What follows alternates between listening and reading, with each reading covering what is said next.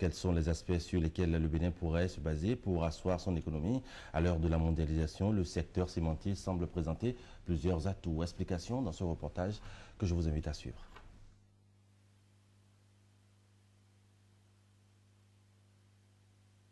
Après 50 ans d'indépendance et face aux contraintes de la mondialisation, sur quel secteur le Bénin, petit pays de l'Afrique de l'Ouest, riche en ressources culturelles et pauvre en ressources minières, peut-il compter pour relever son défi économique? Et ce secteur existe. C'est le cas par exemple de ciment, pour lequel nous avons des ressources énormes.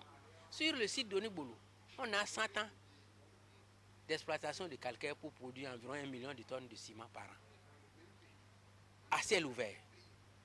Il y en a de même à Massé, il y en a de même à Hoyobe.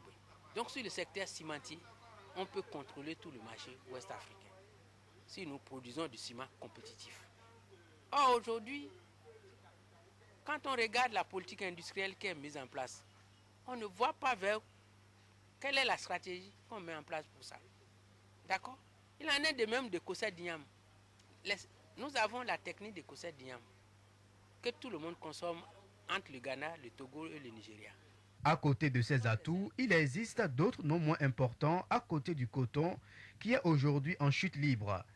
Il en est du même du gari que les Niger consomment abondamment aujourd'hui. Les populations nomades ont trouvé en gari aujourd'hui un élément de sécurité alimentaire extrêmement important.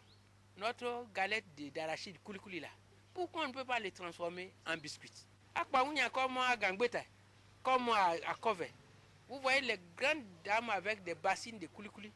Les morceaux de 10 sont vendus à 100 francs et elles ne trouvent pas de preneurs. Nous prenons aussi la filière amande de noix de cajou.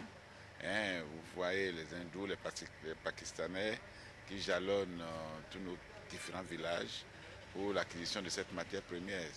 Et aussi il y a beaucoup d'autres filières qui pour le moment ne sont pas exploitées à notre avis comme il le faut.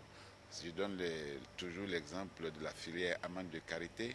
Les résultats donnés par la plupart des stratégies de développement ne sont toujours pas à la hauteur des besoins économiques et pour cause. Parce que les gens veulent des projets de 100 milliards pour pouvoir caresser les sous qui en proviennent. C'est ça la difficulté du développement. Tant que ça sera comme ça, même toutes les stratégies qu'on mettra en place à partir de cette réunion ne donneront rien. À cause de cette volonté d'avoir des grands projets de plusieurs milliards qui nous créent des endettements sur du long terme, mais qui permettent à certains de mieux vivre. Il faut que les gens sachent que l'argent des bailleurs du Nord, c'est terminé. Il n'y a plus de ressources comme ça. Ces pays sont dans des difficultés budgétaires énormes.